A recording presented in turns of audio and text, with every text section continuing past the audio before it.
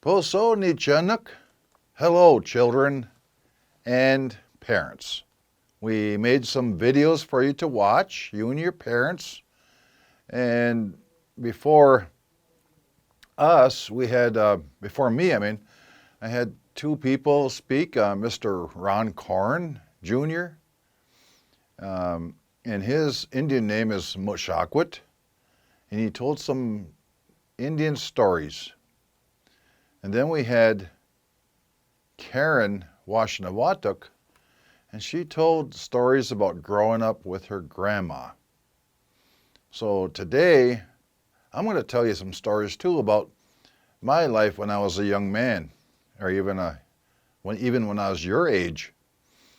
So normally we have a big dinner up at the casino, and everybody gets to go there, and we all get gifts and everything. But because of COVID, we have to do it on the TV only. So sit back and for a few minutes here and enjoy the little story. But when I was growing up, I had 2 brothers and 10 sisters. And counting myself, that was 13 brothers and sisters all growing up in one family. And in our house, we had a pretty good sized house, a bigger house. We had no running water inside. We had a pump. And then we had no electricity. We had kerosene lamps and gas lamps. Then we had a machine called a generator that would make electricity. So it was kind of tough. We had no outdoor toilet. No indoor toilet. We had an outdoor toilet, outhouse, and that's kind of rough. Almost like those blue toilets that you go to when you go to the powwow. And I grew up around my grandparents, the late Rose and Jerome Teller, and they both spoke the Menominee language. And sometimes at night I'd sit there. They thought I was sleeping, but I'd hear them talking. You know, I could hear them talking in low voices, and it sounded really nice, really beautiful. It sounded like a song. And I think they only spoke at night because they didn't want everybody to know that they spoke a language. But today, I work at the Head Start, and all the students call me Mr. JT. And my Indian name is Sawanosa, but Mr. JT is good. You can call me that. So when I was growing up, and I was about in 3rd grade, I could hear the dog barking, and under our house there was a little space underneath our house. And the next day we woke up and looked out, and we had 5 puppies in the mother, but this time there was only 4 puppies. And something during the night had taken one of the puppies and probably killed it. So the next night we heard the barking again by the house, and we got a flashlight, and I could see a raccoon. He was carrying away one of the little puppies. The puppies were they were newborns. And I grabbed my dad's shotgun. In the night, I could hear the raccoon running, boom, and I shot him. It was a big raccoon, and he was missing one leg in the front. He had no hair on his belly because he only had 3 legs. And one time my dad made a refrigerator by the river. He dug a hole into the bank near the spring that we used, spring water. He put a big container in there with a door, and we'd put milk in there and butter, and it would stay good for a few days, you know, cool, nice and cool. It was an outdoor cooler refrigerator. But one night we heard the dog barking again. We shined the flashlight, and we saw a bear. The bear had opened up that outdoor cooler and stole we had a big slab of bacon we put in there. and we shined at the bear, and he was walking down the river. We lived on the Wolf River, and he was walking down the river carrying the bacon with him, looking at us. True story. One time I made a kite, my own kite. I couldn't get to the store to buy a real kite, so I made one out of little bitty skinny cedar boards, which I found in the woods, and cut them, sliced them. And then I had newspaper, found some old newspaper, and some string I had, and I used syrup to glue the edges of the kite together, and it flew just fine, just like a real kite. But it took a couple hours to make the kite. I sure enjoyed deer hunting. Used to do deer hunting where they run dogs and chase the deer. Then when the deer come by you, you shoot them. But now I'm getting a little too old for that, so I just ride around in my truck, me and my friend, and we ride, and if we see a deer out in the woods, we'll shoot them. I also like to do fishing, but more like spearing, it's called. You have a boat, and you go out at night, you put a light by the water, and the other guy, one guy has to paddle, and the other guy has a big long spear. If you see a fish sleeping in the water, you stab him with the spear, and then you have food there too. So spearing is a good thing. I had a dog.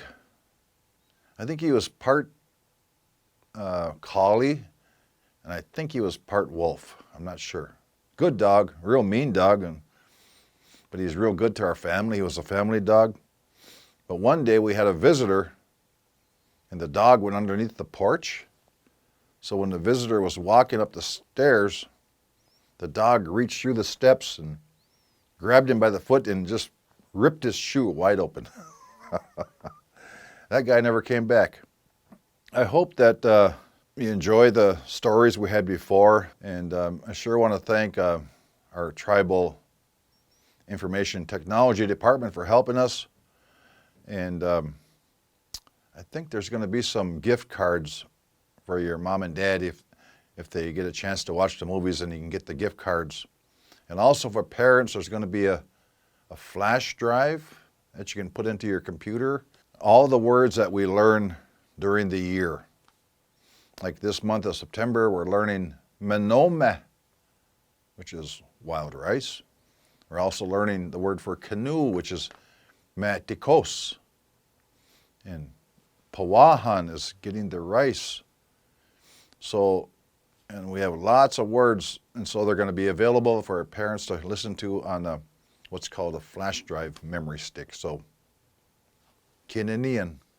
Nahao nature matna minewak, netano e makanuk, mishik maoni wiak e hios a ito. Yope hios ne piams dan na watch ka kikitim. Yom hachimonon hayawis kayes ne waitum e cook ne catch kiomok.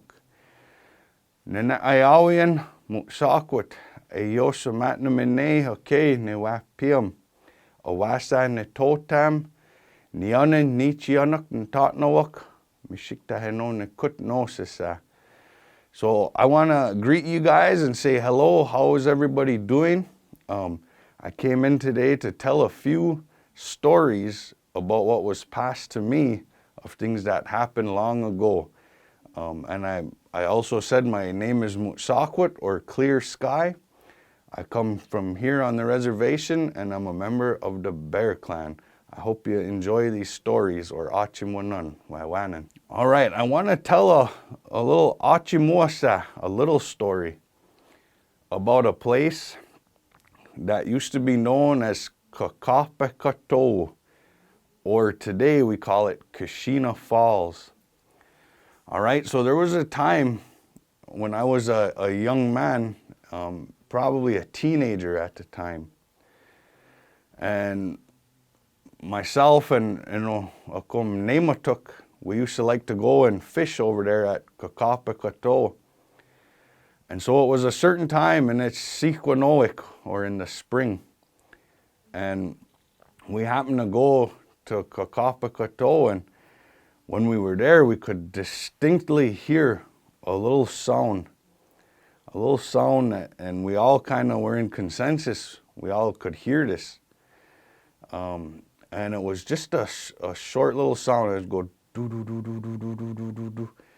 But it was going, and we were kind of looking around, and we couldn't figure out what it was.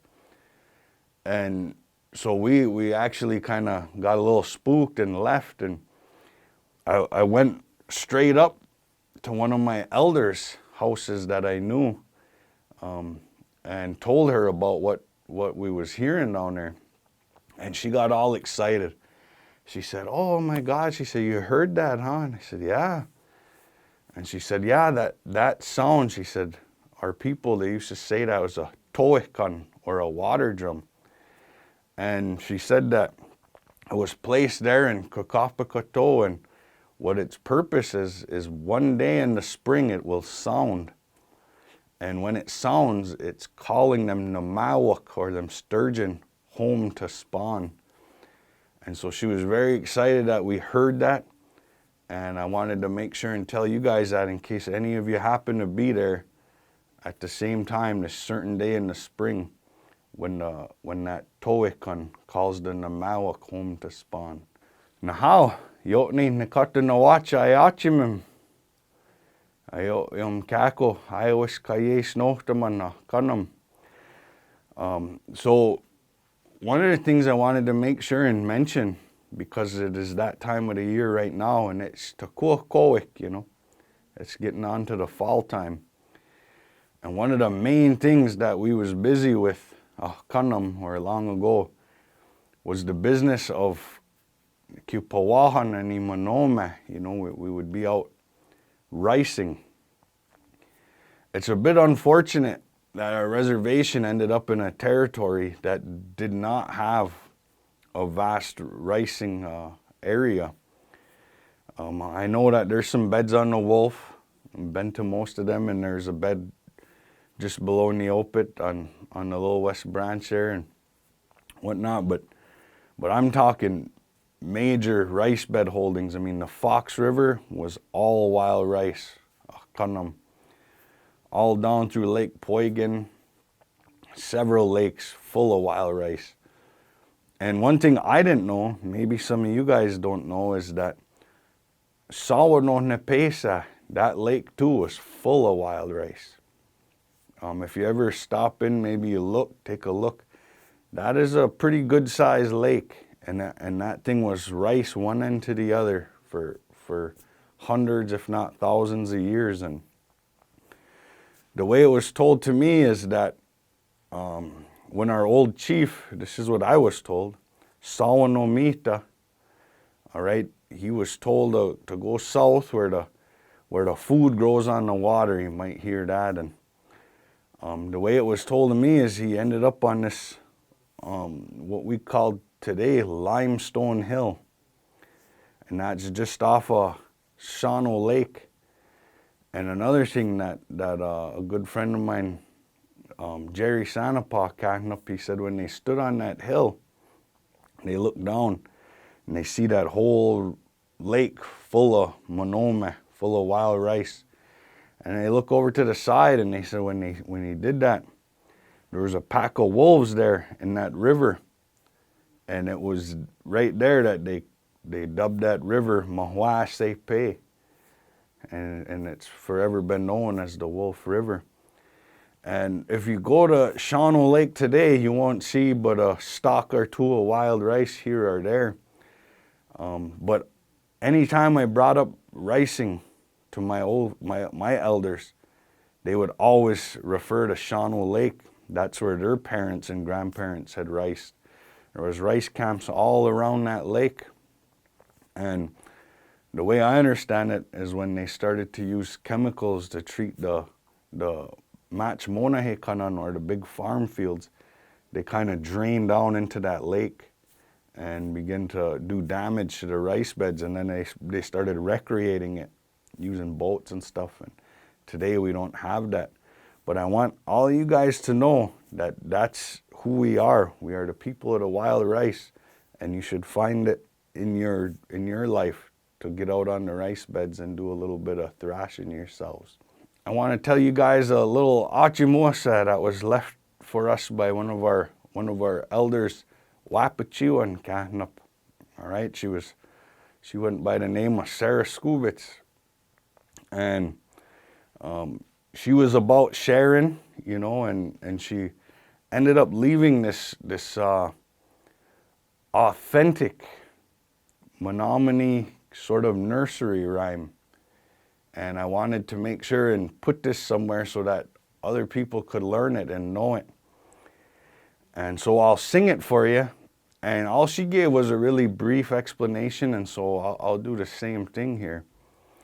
So far as I can remember it, it goes, Wako kenanito ma, wakit ni waya ni pi, maskuchi suk, se wapa menok, enet ne kohaya ni pi. Okay, and what this was is, it's got a little story that goes to it. And it has to do with the fact that this wako, or fox, he's always playing tricks on the other manatoak, on the other animals. And so they all came to not trust him so much. But at some point it became enough where they decided that these manatoak decided they were going to get together and play a trick on wako.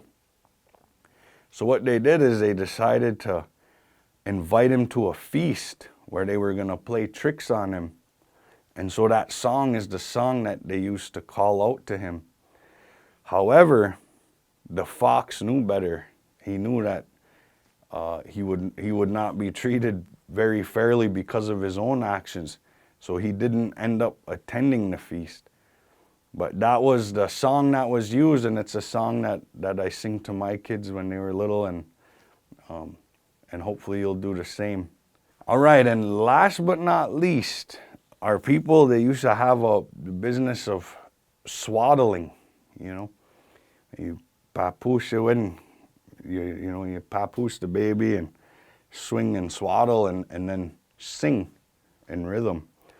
So I wanted to share one of these swaddling songs that was shared with me from Otahimenka up where Larry Tamal. And it's real short, and I kind of filled in the rhythm because it was the only thing that was shown to me was the words. So I'll go ahead and sing that, and it goes like this. Yokayawik, we pachni, hose sene kun, hey yo, hey, hey yo, hey, and then just over and over.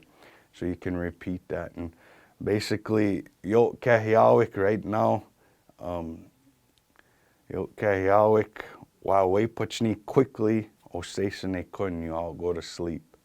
So that's the words that he was singing, and that's the rhythm that it was in. So, ne. Okay, Poso. My name is Tanam. My English name, Karen Washnawatuk. I am the daughter of Earl and Rosine Westcott and the granddaughter of Teresa and Jaime Westcott. And I'm going to be telling you some stories today about my grandmother, Teresa. Her Menominee spirit name is Pitiwakisikoak, which means seeing the white caps coming down the river in the water toward you. And she was born on July 1st of 1906. And she passed to the spirit world on December 30th of 1991. So when she was born in a log cabin, and her father had to hook up the wagon and horses and go to Kashina to record her birth. Along the way, he delayed, so she was actually born a day before, but they recorded it on the day that he got there, which was July 1st. So in that case, she always said she had two birthdays, her real birthday and her recorded birthday. When she was born, her family lived in a log cabin up along the river. I shouldn't say along the river. I think originally they lived out by Mox Martin Farm, out on that side of the reservation. But later on, then they moved up toward Kashina Falls in West Branch area. So she had a lot of stories about Sheena Falls and West Branch because she didn't remember her house very well where she was born in. All she remembered her family telling her was that the midwives came to the house and she was delivered at home. So in her childhood then she had a brother and a sister that lived with her and a half-brother eventually that didn't grow up with them but that they came to know as their brother. So when she lived in West Branch, they, for toys, would make stuff out of branches and trees and mud and, you know, things out the forest. And they also had huge, like Belgian horses that they plowed the fields with. So her and her little brothers and sisters were preschoolers, but yet they learned how to coax the horses up to the fence so they could get on them and ride them, and that was one of the fun things they did. So I can just picture this little preschooler on a Belgian horse running through the woods, but she said they had a lot of fun on those horses. And then she shared with me her first Christmas, that her father, like I said, was a logger, and he had to work on Christmas Eve. So he had gone shopping for them, and he was a fluent Menominee speaker. He knew very little English. And when he left that night, he told the kids, it's Christmas, and there's a gift for you in the cupboard when you get up in the morning. So they thought, oh, there must be going to be food there when we get up. So when they got up, they found these little gadgets in the cupboard, and they started playing with them. And one of them realized that they were actually candles. So they lit the candles and played with them and let the hot wax drip on their fingers or their hands. And she said they had so much fun with those candles. And when her father came home, he asked them if they had found the candy he left for them. And they said, Dad, that wasn't candy, those were candles. And he said, well, I could read the C-A-N, and I thought it spelled candy, so I bought them for you, and I thought they were candy, I'm sorry. So that was their first Christmas. They got candles for Christmas. And I always thought that was such a touching story. When her mom died, when she was young, preschooler, and they were sent to the Kashina boarding school, so she is a boarding school survivor. It only went to 8th grade. So she repeated 8th grade just to stay at school and be with the other students and the, and the school people there. She said that there were good times and bad times at the school. The good was that they got fed, they had shoes, they had clothes. And the bad part, she thought, was that they couldn't speak their language or practice any of their traditional ways at the school. So they had to forget all about that. But nevertheless, whenever she talked about boarding school, it was always with an attitude of gratitude. And that always struck me because we have such negative concepts of boarding schools today. So as she reached adulthood, she became active in the community. Eventually she married Jaime Westcott, my grandpa. She had a son, and my father's name is Earl Westcott. He was born Earl Deer, and then my grandfather Jaime adopted him when he was quite young, when he married my grandma. So some of the community knew him as Earl Deer, and some of them knew him as Earl Westcott. In addition to her son, she adopted a daughter, Bernadine, and we come to know her as our auntie. She lives in Ohio, and we go and visit her. About this time, Grandma and Grandpa moved to Neopet. Grandpa got a job at the mill. At that time, they only worked 2 or 3 days a week, but that was enough to help them out with groceries and stuff. And Grandma would help the elders or the families around Neopet. She had a nice car, and she would run to Shawano for groceries for them or take them shopping. And she said there was one couple in particular that liked to go on Friday nights. So she would take my dad with her, and they would go to a movie while the family was doing their grocery and shopping in Shawano. So that was their night, night together, that they would do something. Otherwise, my dad was always quite active in the Neopet community where they lived behind Pondfield store. They had the Chevaliers, the Fishes, the Wakas, the Greenos, I believe, and a couple other families, well-known families that grew up in the neighborhood. They all had boys, so my dad had lots of friends to hunt and fish with. when he was quite young, about maybe 14 or so, an elder gave him a car. He would barter to do their chores for them, haul wood, cut wood, you know, help shovel and plow and stuff. And an elder gave him a car. So when he got home with the car, he took it apart, completely apart, and put it back together so he would know how it run. And then him and all his buddies would all pitch in for a little bit of gas, and they would load up their fishing poles and go fishing, like up by Camp 4 or out on Evergreen and different places. So that was the fun thing for teenagers to do from Neopet. A little bit later in their marriage, they found out that there was a home for sale on 55, so they moved up to Highway 55 in the Beaupre house. Sam Beaupre's wife had passed. He had a nice little house he had built up there, and he didn't want to live there alone without his wife, so he sold it to my grandparents, and they ended up moving up there when my dad was, about 12 or 13 years old.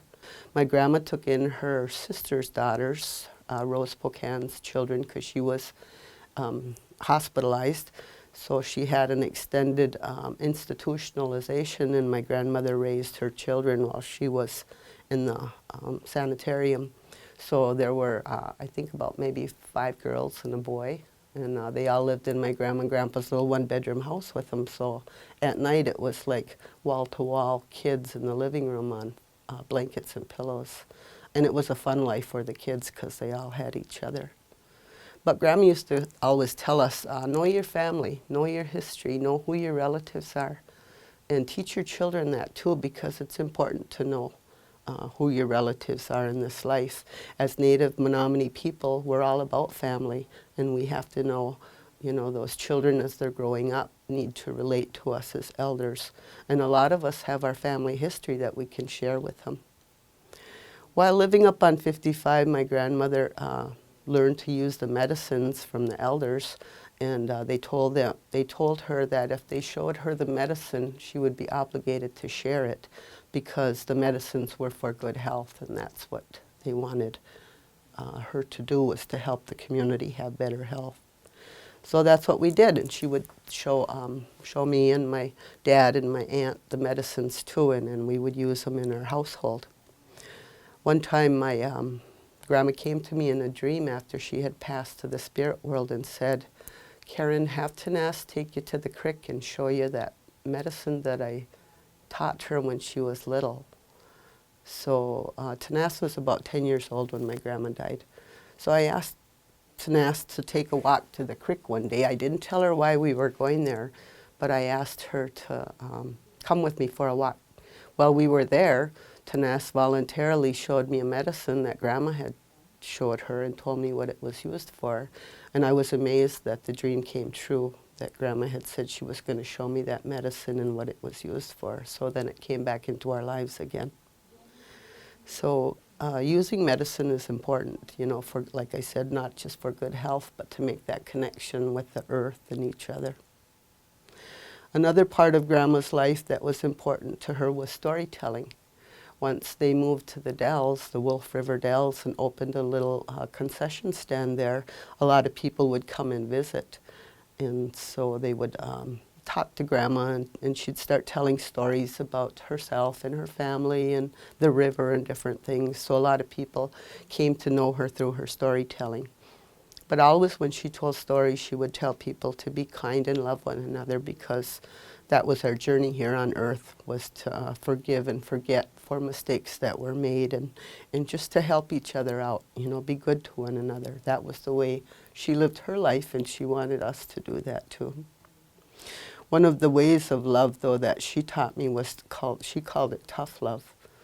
And how she showed me that was one time her brother came to visit, and he had been drinking, and she didn't want to be around him when he was drinking, because she said he didn't make sense, was how she put it. So he had a nephew drive him up. And the nephew came in the house first, and Grandma and I were sitting at the table, and he said, "Auntie Teresa, your brother's here to see you." And she said, "Is he drinking? Or is he drunk?" And Rodney said, "He's been drinking." And Grandma said, "No, tell him come back when he's sober." And Rodney, my cousin, said, but he really wants to see Aunt Teresa. And she said, well, he really can come back when he's sober. Tell him that. So Rodney went, told him, and they left. And after they left, I went in another room to do something, and I could hear Grandma crying at the table, and I knew how painful it must be for her to send her brother away. But she said, whenever somebody's addicted, it's because they have some kind of problem, and the problem is causing them to drink or drug. Nowadays we do drugs too, but she said when there's an addiction, it's only a symptom of something bigger. So you have to love the addict to help them, and that was tough. That was really tough love for her. Some of the things that Grandma talked about when she would go tell stories in schools too was she would tell the young parents how they needed to have patience with their children when they were raising their little ones. You know, obedience was necessary, but patience was real important to teach those lessons. So as a result, she never would spank anybody or strike them. She would always talk to them in a good way. And I learned to do that from her because of how she raised me. So I did that with my daughter too. I raised her with kindness and love.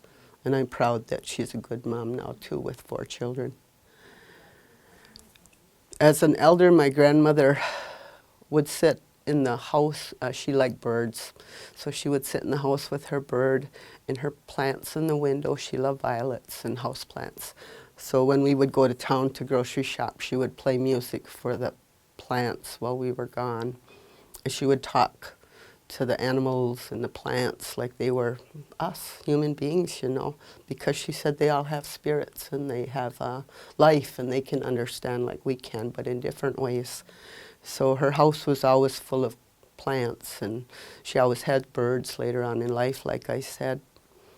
As she aged too, she became diabetic like many Native people do, and she ended up losing both her legs, one above the knee, one below the knee. And in a wheelchair, it was difficult for her to, you know, move around because she was top heavy without her legs.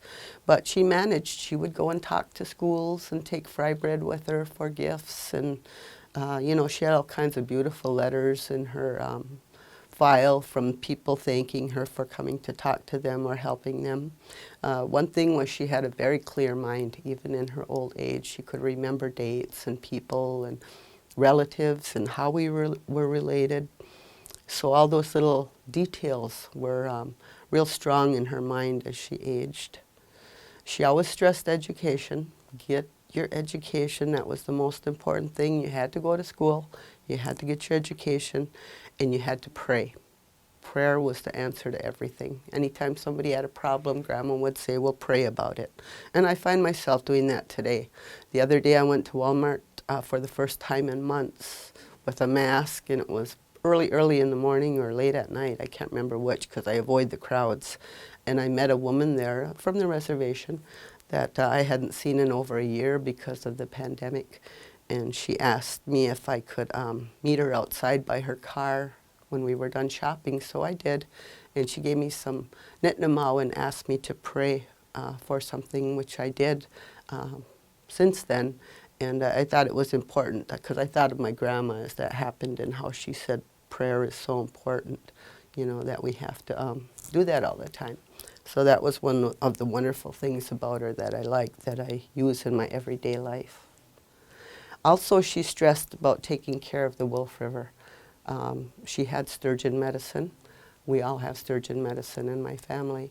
And she would pray to the sturgeon long before the sturgeon ceremonies became, you know, an annual event for our community. We would have, sometimes there'd be just her and Grandpa and I having a meal, and we'd fix a spirit plate and take it down to the river and make a river offering. But that was always her ceremony every spring, was honoring the river, thanking it. And in the fall, we'd do like a closing ceremony for the winter, and again, honor the river. She said, if you take care of the wolf, it will take care of you. And in my family, I found that to be true, not just because we had the sturgeon medicine, but because I had a relative who had a really difficult challenge with drinking. And one day he called and said, Sister, I need help. He said, I tried to get into Mathnosakia and they won't let me in because they said I've been there already and they don't want me back. What am I going to do? So I said, well, meet me down by Kshina Falls. So I went down there and brought my tobacco and I said, take your shoes and socks off and stand in the river and we'll make an offering. So we did, and then we washed up with the water, and I told him, as long as you keep doing this, you know, praying to the river, and you'll be strong and you'll be able to stay sober. And that was many years ago, and he's still sober today, so I'm so proud of him that, and the river that, you know, could help do that for us and our family. I mentioned my grandma would tell stories, and there's this book called Grandfather Sings that was made by somebody, I'm not sure, some project in the St. Anthony School, I think, made it. And they're little stories of different, like maple sugaring and different things. And in the book is a story about the legend of the Dells by my grandmother, Grandma Teresa. And in the story, she talks about how the land was formed and how the Thunderbird and the serpent had their battle. And it was a story that she shared up at the Dells with many classes and many groups for, you know, a long time in her lifetime. I remember her telling that story. That's how I came to learn it. And other than that booklet, I don't think you'll find that story in many books.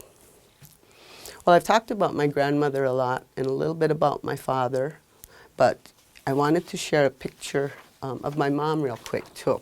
Here's a picture of my mom. She's the one in the middle.